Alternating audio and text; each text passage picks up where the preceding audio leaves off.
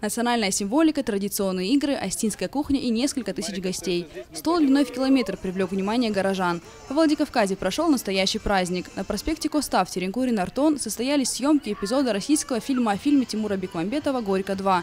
Одновременно с этим событием наш город принял участие в масштабной семейной акции «Всероссийское застолье», которое во Владикавказе прошло по всем национальным традициям. Это все мы делаем в рамках выхода фильма «Горько-2». Это приключенческая комедия.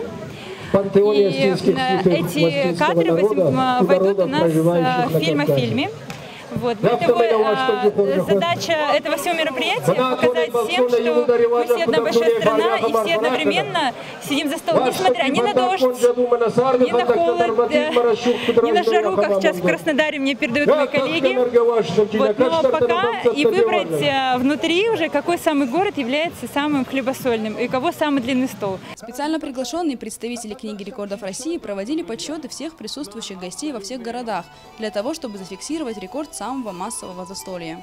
Для детей была сформирована отдельная площадка. Изобилие сладостей, развлечения, песни и танцы. Ни один ребенок не остался без внимания. В специальных палатках можно было познакомиться с национальной культурой поближе. Юные горянки плели браслеты, вытягивали нити из шерсти и вязали остинские платки, в то время как молодые джигиты играли в старые традиционные игры.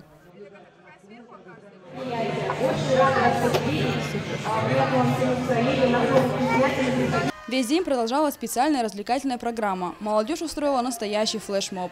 Ближе к вечеру представители книги рекордов России, пересчитав всех присутствующих гостей, зафиксировали рекорд самого массового застолья – 3206 человек. Владикавказ признан самым гостеприимным городом.